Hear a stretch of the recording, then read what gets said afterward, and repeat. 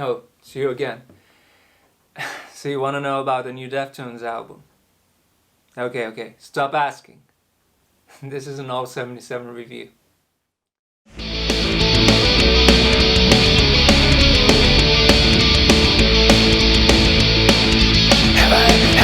Heaven is a hole and it always asks for more. And as much as it respect that you ain't got. It's the ninth studio album by Deftones, who by most accounts are an alternative metal band. But if you ask some people, they're a new metal band. And new metal, that's like the dirty rumor that gets passed around town and you're never really able to live down. You know, it's like the embarrassing Christmas party you went to when you got really drunk and nobody lets you forget it. Death metal was a big thing around the 2000s, and nobody would dare accuse, Limp Bizkit or Papa Roach of being musical innovators. But you could definitely say that about Deftones. So in a way, calling them new metal for all these years is really working against them. Is this a new metal record? It has a few of those elements, sure, but it's much more inventive than that. Is this a good Deftones record? Sure. That's pretty much review over. It's a good record. Further than that, what everybody keeps asking and what all the critics are going to refer to as White Pony, of course, Deftones' most famous album. Is this as good as White Pony? No, probably nothing they'll ever do will match that record, but it is probably the best thing they've done since White Pony, and it resembles that in a lot of ways. Okay, let me tell you about that. So first of all, just to understand where Deftones is coming from, we should talk probably about White Pony. It's their most famous album, as I said, but when it first came out, I think that was in 2000, it wasn't really that appreciated. Deftones was seen as this metal band. I don't even think the moniker new metal was being used yet. So this aggressive band that was playing, if I'm not mistaken, with groups like Slayer. I think they opened for Slayer. So you can assume that the people were headbanging to the Deftones. When White Pony came out, it just confused a lot of people because it was so moody and atmospheric, and it used technology in a way that wasn't really heard of in especially mainstream music like this. And this is an interesting point. Around 2000, music like Deftones or Limp Bizkit or Linkin Park or Papa Roach, that was mainstream music. And really that's the only thing that Deftones have in common with new metal. They did have the, the loud 7-string guitars, and they had the screams, and they dressed similarly, baggy jeans and all of that to those bands. But arguably, they had a much deeper impact on music. Many more artists were influenced by Deftones than the other groups. But at the time, they sold reasonably well, but they certainly weren't the superstars that, Fred Durst was, and, Chester Bennington, people like that. To my mind, they did something a bit more inventive. Again, is this as good as White Pony? Well, it damn well better be, because that's the album that everyone keeps using when talking about a new Deftones release. That's the one they keep being measured up to.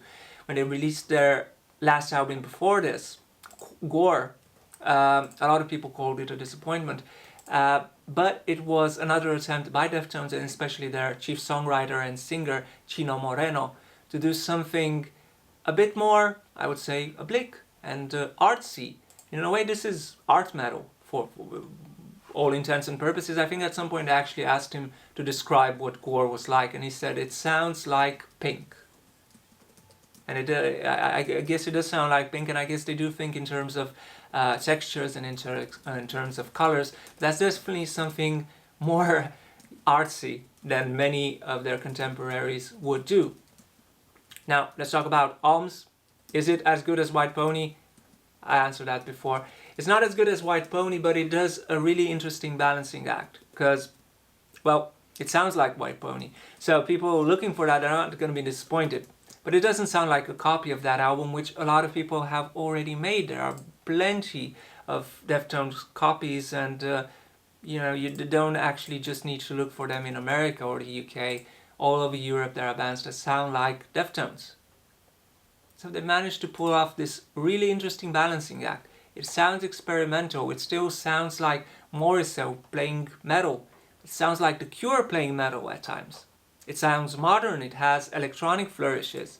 And it sounds like White Pony does have those dynamics, but it doesn't sound like they're ripping off their own sound.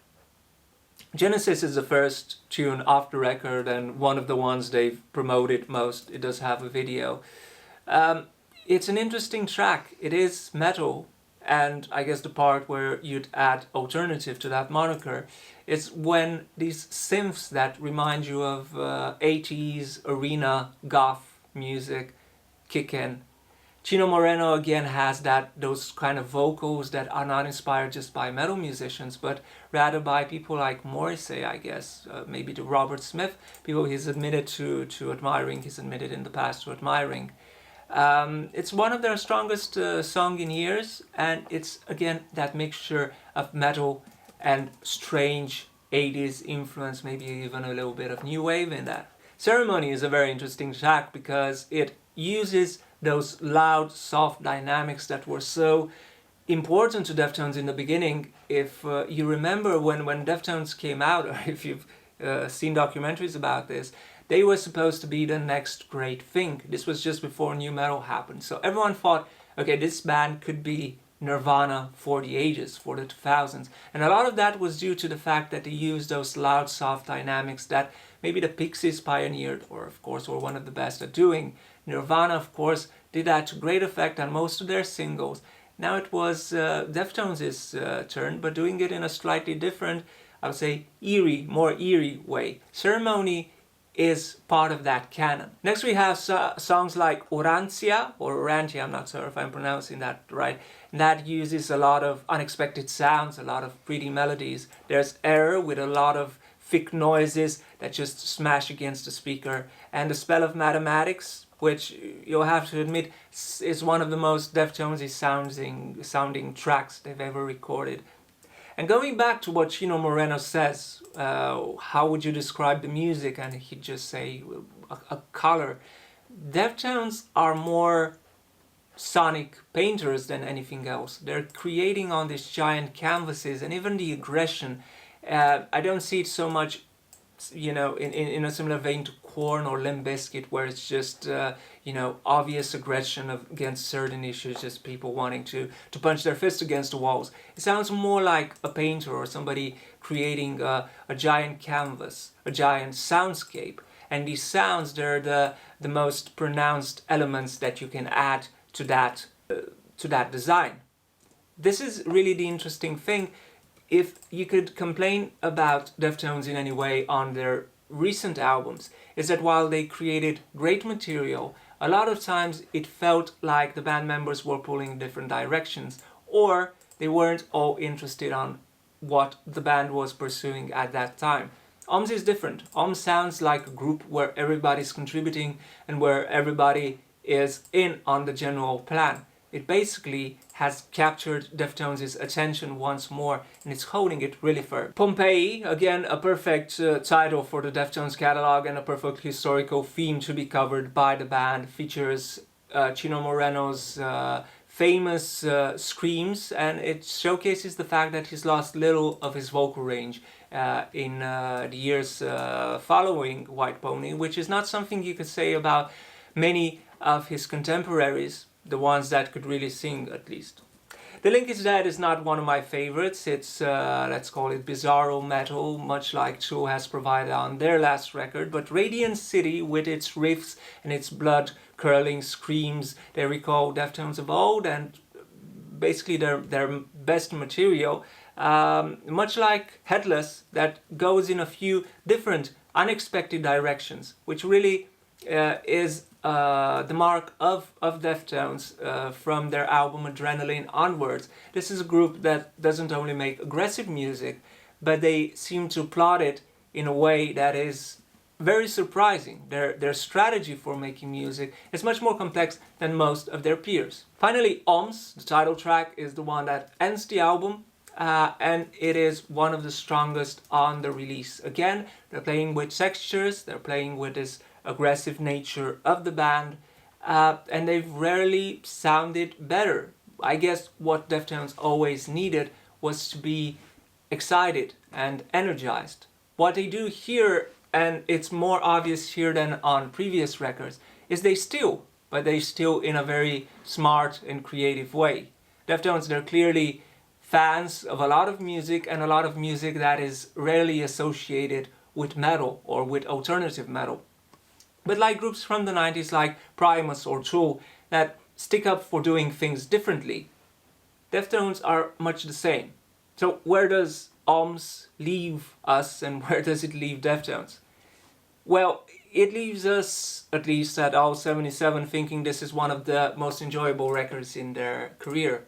A lot of their discography, unless you're a big fan of Chino Moreno and the band, is somewhat satisfying. It shows glimpses of absolute brilliance. This record is very well produced, it's well written, and it's focused. In our mind, it deserves a B if we were grading it, which we should.